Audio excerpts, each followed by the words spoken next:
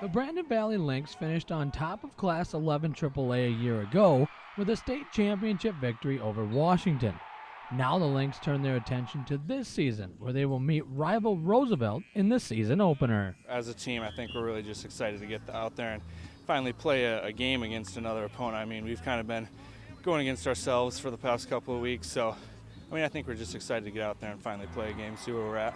Following last season's outcome, the South Dakota Prep Media Football Poll ranked the Lynx as the preseason #1 team. But Brandon Valley isn't resting on their laurels. It doesn't mean that much to me anyways. I don't know how the rest of the guys feel, but I mean, last year's over with. We got new guys that need to step up. We got returning guys that need to step up, so ranks don't really matter to me right now. We always know that our goal is to get better as the year goes on, and the preseason rankings and things like that really don't mean anything. It's who's playing in the Final Four at the end and with a chance to go to the Dome. Last season, Roosevelt handed Brandon Valley their second loss of the year, as Roosevelt's defense held the Lynx to only 7 points en route to a 24-7 win. Last year, our defense played really well against them, and I guess I can't really expect that kind of a performance every week, but we're hoping that we can, control them a little bit if possible, and they've got a lot of their skill guys back, and it's going to really depend on what happens up front, I think. Brandon Valley returns one of the state's top quarterbacks in Thomas Skolton, who could cause problems for Roosevelt's defense. Trust our D-line.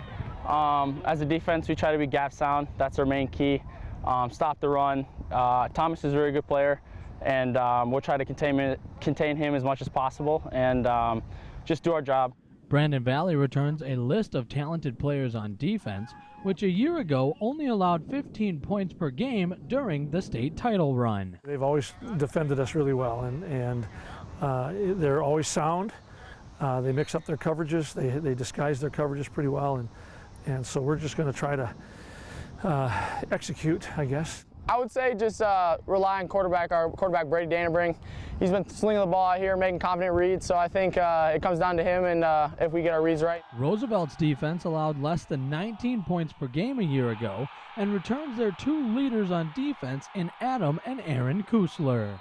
Defensively, they're really stout, and they return a lot of those guys from last year. They lost a couple D linemen, but they returned quite a few good players, and so that'll be a challenge for our offense. They're always athletic, and they'll always bring pressure. So just from them on the offense side, we've got some things that we can do, but we're going to kind of just stick to our regular game plan for them. Roosevelt was preseason ranked the #3 team in Class 11 AAA by the Prep Media Poll, meaning that this game could be a rematch seen in November. It definitely could be. I think time will tell.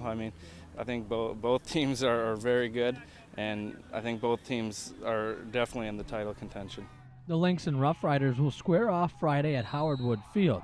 Kickoff is set for 6 o'clock, and highlights can be seen during the KELOLAND Sports Zone Friday night at 10:30. With this KELOLAND.com original, I'm Grant Sweeter.